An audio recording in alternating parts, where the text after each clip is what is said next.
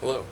I wanted to talk a little bit today about first aid, and part of what inspired that for me was recently being on scene for a woman, a middle-aged lady, who was run over in traffic, and I realized I had zero medical supplies on me. Very, very fortunately, uh, emergency services showed up within minutes and had the situation under control. And and I'll be fair too. It's not like any of those supplies that I am going to elaborate with today would have even really been useful at that moment. But it was that realization that I had nothing on hand that I could do to help. More importantly, what I realized is I had zero training on anything. The first things that these guys took care of looks like common sense in retrospect, but at the time was completely outside of my scope. This is the bag that I carry every day for work. It's got everything I need and a lot of shit that I don't.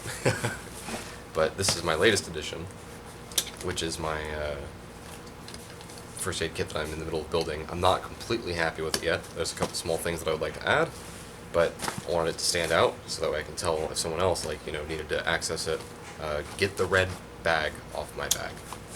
And I like the fact that it's removable. That's one of those things that I really enjoyed about it. On the outside, I've got a small pair of trauma shears, and it's pretty easy. It's pretty small. And when we tear it open, we've got some, it's all basically hemostatic. Just, if there's a lot of bleeding happening, this is going to help stop that. I've got a SWAT T Tourniquet. For those of you who have varying opinions or negative opinions about them, the research that I found is these are pretty darn solid. I would personally prefer to have one of these put on me. I'm very aware that it's not easy to put on yourself. But,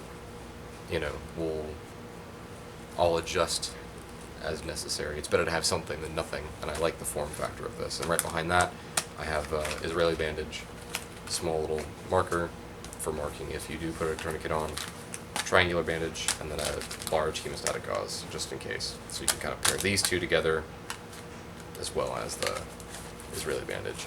I want to add a quick clot to this, and then that's basically a wrap. But one of the things I do like about it is it sits right there, and you can also just, oh, I don't think it's on there all the way. But I enjoy the fact that you can access it from the side too, and it just works. I like the ability to take it off, and you can move it with you if I want to set it down next to me and then work on somebody or something to that effect. I like having that ability, but the importance of having something, now that I can't really stress enough. And I have this, and I have a small kind of like boo-boo kit that I carry, because I do manual labor, and I cut myself a bunch and nick myself or whatever. And I've got a lot of small things in here, and that's where I would go for minor injuries, is this guy. I know it's the Coleman tin, but I've changed essentially everything that was in there out for new stuff, or replenished it since then. But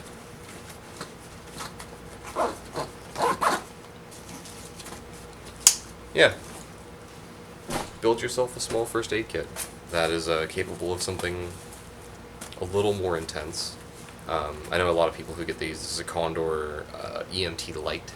They don't like to use this red tab to pull it open. I like it. I like that ability to just have it pop right open and not have to fight with both zippers or one zipper and pull it over or whatever.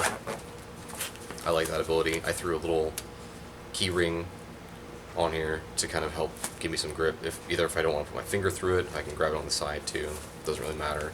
And in case someone else comes across this, where I tell them what to grab, I put some instructions to just pull, so that way you can pull it off and you know that you can bring it with you. But it's got this little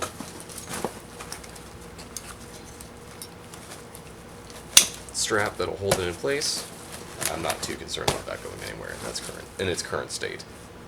But yeah, I don't know.